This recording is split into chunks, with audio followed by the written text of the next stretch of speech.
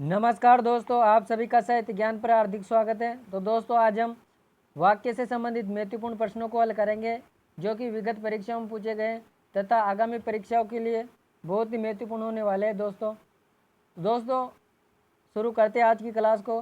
प्रश्न है, वाक्य कहते हैं तो वाक्य शब्दों के सार्थक समूह को वाक्य कहते हैं। ऑप्शन नंबर 2 इसका राइट आंसर हो जाएगा। अगला क्वेश्चन है, रचना के आधार पर वाक्य हैं। दोस्तों, हमें रचना के आधार पर वाक्य बताने हैं। तो 5, 6, 7 या 3। तो रचना के आधार पर वाक्य 3 प्रकार के होते हैं। कौन कौन से? एक तो होते हैं सरल वाक्य, एक होता है संयुक्त वाक्य और एक होता है मिश्र वाक्य। अगला क्वेश्चन है, सरल वाक्य में होते हैं एक से अधिक आश्रित उपवाक्य, एक मुख्य वाक्य तथा उसके आश्रित वाक्य, एक से अधिक उपवाक्य या एक उद्देश्य व एक विधेय। तो दोस्तों, सरल वाक्य में एक उद्देश्य और एक विधेय होता है। ऑप्शन नंबर 4 इसका राइट आंसर हो जाएगा। दोस्तों, अब समझते हैं कि उद्देश्य किसे कहते हैं और विधेय किसे कहते हैं। तो दोस्तों, वाक्य में जो कर्ता होता है उसे ही उद्देश्य कहते हैं, और जो वाक्य में कर्म होता है, नहीं दोस्तों, जो वाक्य में क्रिया होती है, इस क्रिया को ही विधेय कहते हैं।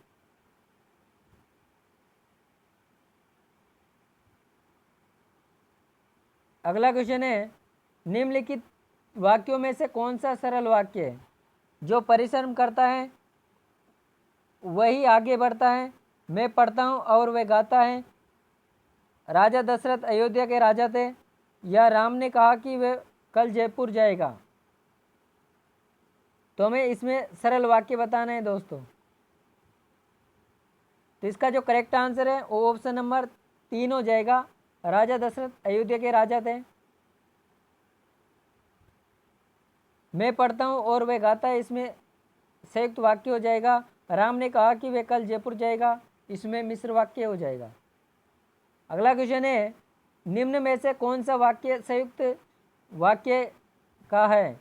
जो परिश्रम करता है वही आगे बढ़ता है, मैं पढ़ता हूँ और वह गाता है, राजा दशरथ अयोध्या के राजा थे, यह राम ने कहा कि वह कल जयपुर जाएगा। तो हमें संयुक्त वाक्य बताना है। तो इसमें संयुक्त वाक्य हो जाएगा, मैं पढ़ता हूँ और वह गाता है। ऑप्शन नंबर 2 इसका राइट आंसर हो जाएगा। अगला क्वेश्चन है, वाक्य के घटक होते हैं उद्देश्य और विधेय, कर्म और क्रिया, कर्ता और क्रिया या कर्म और विशेषण। तो वाक्य के घटक होते हैं उद्देश्य और विधेय। अगला क्वेश्चन है, निम्नलिखित में से कौन सा संयुक्त वाक्य है? हमें संयुक्त वाक्य की बताना है दोस्तों। इसमें दादा आकर टेलीविज़न देखने लगे, यानी दादाजी आकर टेलीविज़न देखने लगे, जैसे ही पुत्र से मिली सुजाता रो पड़ी, नारायण धनी है परंतु कंजूस, बिजली नहीं थी और घर सुनसान था।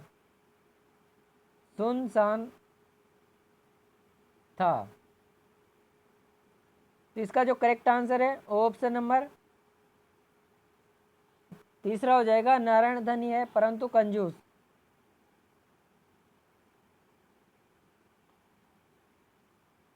नेक्स्ट क्वेश्चन है, वह कौन सा व्यक्ति है जिसने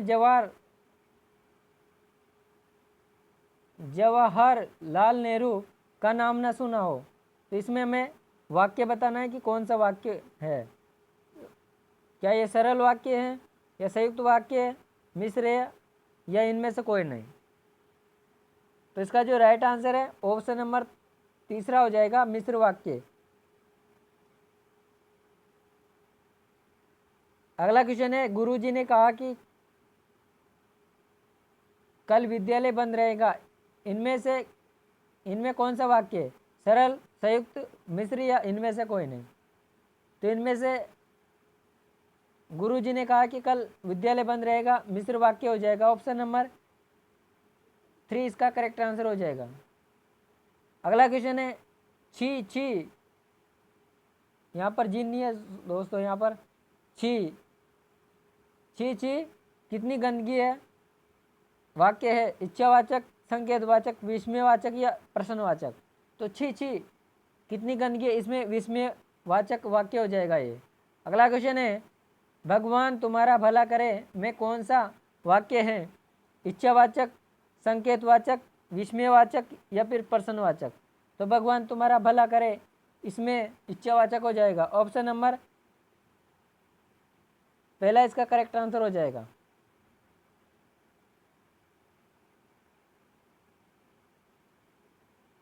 अगला क्वेश्चन है सत्य बोलो परंतु कटु सत्य नहीं, इसमें कौन सा वाक्य है। तो इसका जो राइट आंसर है वो ऑप्शन नंबर 2 हो जाएगा, मिश्र वाक्य। ऑप्शन नंबर 2 इसका करेक्ट आंसर हो जाएगा। अगला क्वेश्चन है दरवाजा खुला रह गया और चोर घर में घुस आए, इसमें कौन सा वाक्य होगा, सरल वाक्य, मिश्र वाक्य, संयुक्त वाक्य या इनमें से कोई नहीं।